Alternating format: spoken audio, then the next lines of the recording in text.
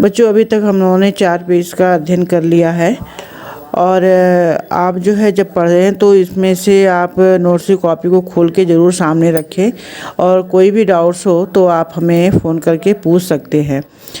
और इस जो आपने पढ़ लिया है इसमें से आपको 1 नंबर के प्रश्नों का निर्माण स्वयं करना है और उसका उत्तर भी लिखना है। तो जैसे जैसे ये पूरा होता जाए आप 1 नंबर के प्रश्न दूसरी कॉपी बना लीजिए प्रश्नोत्तर की, उसमें करते जाइएगा।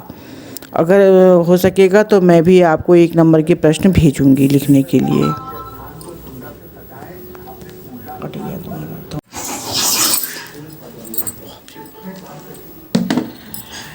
बच्चों, हम लोग भारतीय संविधान के बारे में अध्ययन कर रहे थे और अब हम अध्ययन करेंगे संविधान का निर्माण किस तरह से हुआ था। प्रत्येक संविधान के प्रारंभ में सामान्यतः एक प्रस्तावना होती है और भारतीय संविधान के प्रारंभ में भी इसी तरह की एक प्रस्तावना है और जिसके द्वारा संविधान के मूल उद्देश्यों को स्पष्ट किया जाता है। भारतीय संविधान के प्रारंभ में भी प्रस्तावना है और यह प्रस्तावना संविधान से जुड़ा हुआ एक श्रेष्ठ आभूषण इसे माना गया है। यह तो भारत के प्रजातंत्रीय गणतंत्रात्मक राज्य का एक संक्षिप्त लेकिन सारपूर्ण घोषणा पत्र है। और इस प्रस्तावना में क्या कहा गया है, आइए इसके बारे में हम जानें। प्रस्तावना में कहा गया है कि हम भारत के लोग भारत को एक संपूर्ण प्रभुत्व संपन्न समाजवादी धर्मनिरपेक्ष लोकतंत्रात्मक गणराज्य बनाने के लिए उसके समस्त नागरिकों को सामाजिक, आर्थिक और राजनीतिक न्याय, विचार और अभिव्यक्ति, धर्म, विश्वास, उपासना की स्वतंत्रता, प्रतिष्ठा और अवसर की समता प्राप्त करने के लिए उन सब में व्यक्ति की गरिमा और एक राष्ट्रीय एकता तथा अखंडता सुनिश्चित करने वाली दृढ़ संकल्प होकर अपने इस संविधान सभा को दिनांक 26 नवंबर 1949 को सबके द्वारा संविधान सभा को अंगीकृत, अधिनियमित और आत्मार्पित किया गया। तो जो संविधान बनाने वाले लोग थे उनका कहना था कि भारत को कैसा संविधान बनाना चाहते थे। वो एक संपूर्ण प्रभुत्व संपन्न समाजवादी धर्मनिरपेक्ष लोकतंत्रात्मक गणराज्य ऐसा बनाना चाहते थे जिसमें सभी व्यक्तियों के लिए क्या हो, सामाजिक, आर्थिक, राजनीतिक न्याय हो, विचार अभिव्यक्ति हो, अपने धर्म और उसकी उपासना करने की स्वतंत्रता हो, प्रतिष्ठा हो उनकी और हर काम के लिए उन्हें अवसर मिले अपने को आगे बढ़ाने के लिए। इन सब बातों को उसमें शामिल किया गया। तो संविधान को जो है बना करके 26 नवंबर 1949 को सबके सामने जो है रखा गया और संविधान सभा ने इसे आत्मार्पित किया, अर्थात लोगों को समर्पित किया। हालांकि ये 26 जनवरी को लागू किया गया, लेकिन बन कब गया था, 26 नवंबर को 49 को ही, और लागू किया गया इसको 50 में। तो इस तरह से जो है देखा गया कि संविधान बनाने के लिए उसमें सारी चीज़ों का होना नितांत आवश्यक था और संविधान निर्माताओं ने सभी चीज़ों को उसमें सम्मिलित किया। अब हम आते हैं संविधान सभा को अधिवेशन और संविधान सभा का अधिवेशन और संविधान कैसे बना। तो संविधान सभा का अंतिम और 12वां अधिवेशन 26 जनवरी 1950 को हुआ था और इस अधिवेशन में संविधान सभा ने सर्वसम्मति से डॉक्टर राजेंद्र प्रसाद को अपना पहला राष्ट्रपति चुना था। तो इस तरह से कुल मिलाकर के संविधान में जितनी भी उनकी सीमाएं हैं, उनके स्रोत हैं, वो सब किसी न किसी देश के संविधान से कुछ न कुछ ग्रहण किया गया है। और इसी तरह से जो है संविधान का कार्य निश्चित करता है कि सरकार का गठन कैसे होगा, इस पर कुछ सीमाएं लगाना होगा, ये सीमाएं कहाँ तक होंगी, ये सारी बातें जो है संविधान में लिखित रूप में देखने को मिलती है कि सरकार कभी उनका उल्लंघन ना कर पाए, इसके लिए भी व्यवस्था की गई है। सरकार द्वारा अपने नागरिकों पर लागू किए जाने वाले कानूनों को किस तरह से बनाया जाए, सरकार को ऐसी कौन सी क्षमता या शक्ति प्रदान की जाए जिससे वह जनता की इच्छाओं को पूरा कर सके। ये सब बातें जो है संविधान में निहित की गई हैं। संविधान का स्वरूप कैसा होना चाहिए, संविधान की बुनियादी पहचान कैसी होनी चाहिए, संविधान की सत्ता कैसी होनी चाहिए, संविधान के मौलिक प्रावधान कैसे होने चाहिए, ये सारी बातें भारतीय संविधान में इसका उल्लेख किया गया है।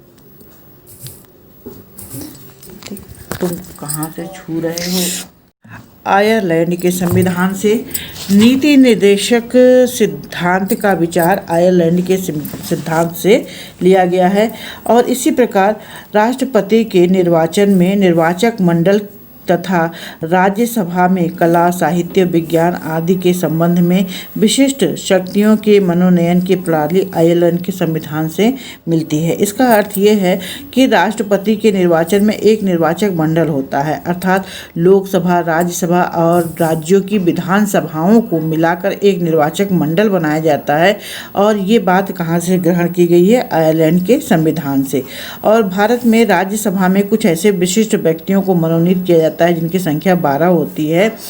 कला, साहित्य और विज्ञान के क्षेत्र में जिन्हें विशेष उपलब्धि प्राप्त हुई होती है, ऐसे लोगों को राज्यसभा में नियुक्त करने का कार्य राष्ट्रपति द्वारा किया जाता है। ये बातें आयरलैंड के संविधान से ग्रहण की गई हैं। दक्षिण अफ्रीका के संविधान से भारतीय संविधान में संशोधन की पद्धति दक्षिण अफ्रीका के संविधान से ली गई है। तो भारत का संविधान जब बनाया गया तो उसमें इस बात का ध्यान रखा गया कि आगे चल करके कभी भी इसमें संशोधन की आवश्यकता पड़ सकती है। तो ये बात जो है दक्षिण अफ्रीका के संविधान से ग्रहण की गई। 1951 से लेकर के अब तक जो है कम से कम 116 बार से अधिक जो है भारतीय संविधान में संशोधन या परिवर्तन किया जा चुका है। जापान के संविधान से भारतीय संविधान के अनुच्छेद 21 की शब्दावली कानून द्वारा स्थापित प्रक्रिया को छोड़कर जापान के संविधान से ग्रहण की गई हैं। तो इस तरह से आपने देखा कि बहुत सारी बातें जो हैं वो धीरे धीरे करके किसी न किसी देश के संविधान से ग्रहण की गई हैं।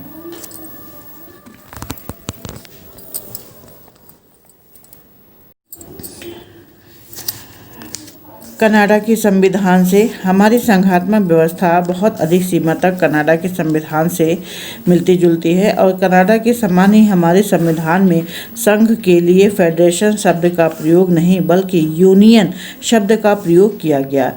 तो कनाडा के संविधान से जो बात ली गई थी, संघ शब्द जो है वो कनाडा में फेडरेशन शब्द के नाम से जाना जाता है और भारत में उसी को यूनियन शब्द के नाम से जानते हैं। कनाडा के समय अवशिष्ट शक्तियाँ केंद्र को सौंपी गई। अवशिष्ट शक्तियाँ मतलब सूचियाँ 3 प्रकार की होती हैं, संघ सूची, राज्य सूची और समवर्ती सूची। तो समवर्ती सूची में अवशिष्ट शक्तियाँ कुछ होती हैं, वो सभी वहाँ कनाडा के संविधान से ग्रहण की गई और उसे केंद्र सरकार को सौंपी गई। ऑस्ट्रेलिया के संविधान से भारतीय संविधान की कुछ व्यवस्थाएं ऑस्ट्रेलिया के संविधान से मिलती है। संविधान की प्रस्तावना में निहित भावनाएं समवर्ती सूची तथा इस सूची के विषयों पर संघ और इकाइयों के बीच उत्पन्न होने वाले विवादों को निपटाने के उपाय ऑस्ट्रेलिया के संविधान के समान है। अर्थात ऑस्ट्रेलिया के संविधान से क्या चीज़ें ली गई हैं, जैसे भी हमने कहा सूचियाँ 3 प्रकार की होती हैं, संघ सूची, राज्य सूची और समवर्ती सूची। तो भारतीय संविधान की प्रस्तावना में जो भावनाएं निहित है समवर्ती सूची और इस सूची के जो विषय हैं संघ इकाइयों के बीच उत्पन्न होने वाले विवाद अथवा केंद्र और राज्यों के बीच में अगर कोई विवाद उत्पन्न हो जाता है तो उसको निपटाने के लिए हम उसका समाधान कहाँ से ढूंढेंगे? सर्वोच्च न्यायालय के माध्यम से। ये बात ऑस्ट्रेलिया के संविधान से ग्रहण की गई है। फिर है आयरलैंड के संविधान से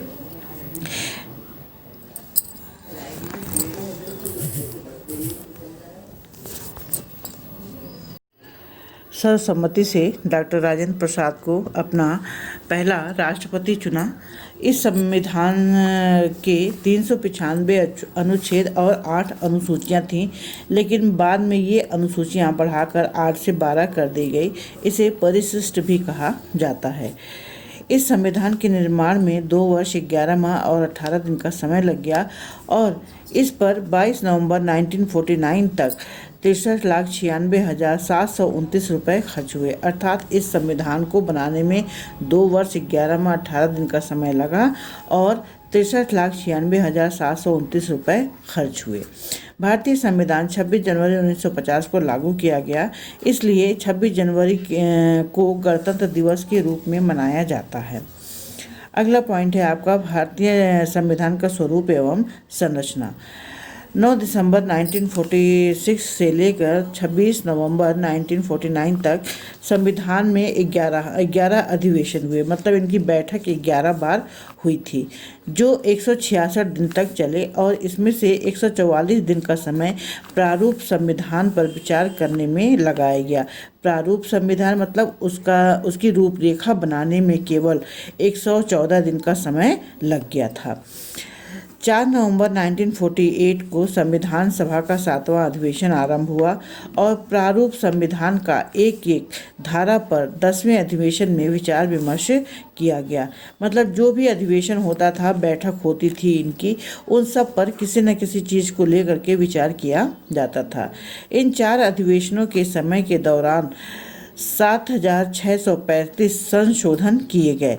मतलब जितनी भी चीज़ें बनाई गई थी उसको ठीक करने में, इसमें संशोधन करने में कितना समय लग गया।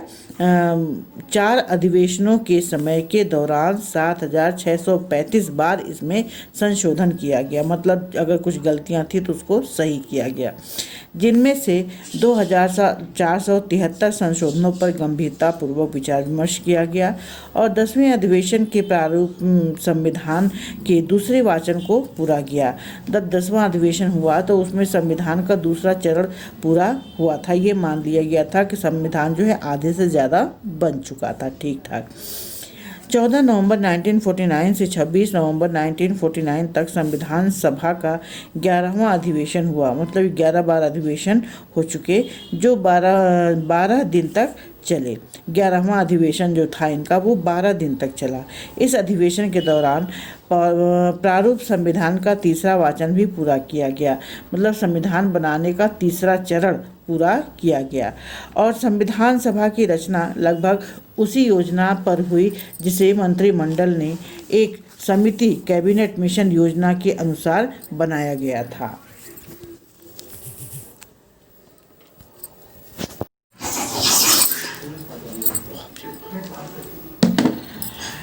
बच्चों, हम लोग भारतीय संविधान के बारे में अध्ययन कर रहे थे और अब हम अध्ययन करेंगे संविधान का निर्माण किस तरह से हुआ था। प्रत्येक संविधान के प्रारंभ में सामान्यतः एक प्रस्तावना होती है और भारतीय संविधान के प्रारंभ में भी इसी तरह की एक प्रस्तावना है और जिसके द्वारा संविधान के मूल उद्देश्यों को स्पष्ट किया जाता है। भारतीय संविधान के प्रारंभ में भी प्रस्तावना है और यह प्रस्तावना संविधान से जुड़ा हुआ एक श्रेष्ठ आभूषण इसे माना गया है। यह तो भारत के प्रजातंत्रीय गणतंत्रात्मक राज्य का एक संक्षिप्त लेकिन सारपूर्ण घोषणा पत्र है। और इस प्रस्तावना में क्या कहा गया है, आइए इसके बारे में हम जानें। प्रस्तावना में कहा गया है कि हम भारत के लोग भारत को एक संपूर्ण प्रभुत्व संपन्न समाजवादी धर्मनिरपेक्ष लोकतंत्रात्मक गणराज्य बनाने के लिए उसके समस्त नागरिकों को सामाजिक, आर्थिक और राजनीतिक न्याय, विचार और अभिव्यक्ति, धर्म, विश्वास, उपासना की स्वतंत्रता, प्रतिष्ठा और अवसर की समता प्राप्त करने के लिए उन सब में व्यक्ति की गरिमा और एक राष्ट्रीय एकता तथा अखंडता सुनिश्चित करने वाली दृढ़ संकल्प होकर अपने इस संविधान सभा को दिनांक 26 नवंबर 1949 को सबके द्वारा संविधान सभा को अंगीकृत, अधिनियमित और आत्मार्पित किया गया।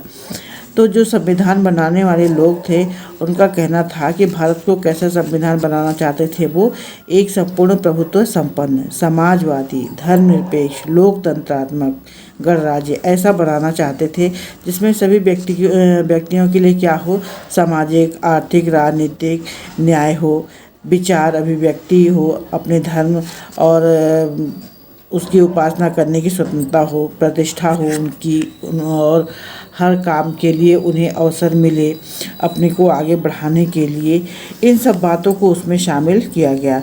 तो संविधान को जो है बना करके 26 नवंबर 1949 को सबके सामने जो है रखा गया और संविधान सभा ने इसे आत्मार्पित किया, अर्थात लोगों को समर्पित किया। हालांकि ये 26 जनवरी को लागू किया गया, लेकिन बन कब गया था? 26 नवंबर को 49 को ही, और लागू किया गया इसको 50 में।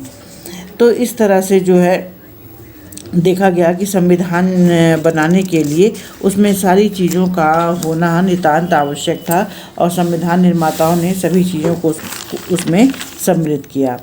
अब हम आते हैं संविधान सभा को अधिवेशन और संविधान सभा का अधिवेशन और संविधान कैसे बना। तो संविधान सभा का अंतिम और 12वां अधिवेशन 26 जनवरी 1950 को हुआ था, और इस अधिवेशन में संविधान सभा ने सर्वसम्मति से डॉक्टर राजेंद्र प्रसाद को अपना पहला राष्ट्रपति चुना था। तो मंत्रिमंडल की एक समिति जो थी उसको क्या नाम दिया गया था? कैबिनेट मिशन योजना के आधार पर बनाया गया। अब हम आगे अध्ययन करते हैं भारतीय संविधान के स्रोत। भारतीय संविधान को बनाने के लिए हमारे देश के संविधानकारों ने या संविधान निर्माताओं ने कहाँ से इसको लिया, कैसे कैसे इसको बनाया। तो स्रोत जो है किस किस देशों के संविधान से मिलता है, इसका अध्ययन हम करेंगे। भारतीय संविधान के ऊपर अपने ही देश का नहीं बल्कि विदेशी शासन व्यवस्था का भी प्रभाव पड़ा।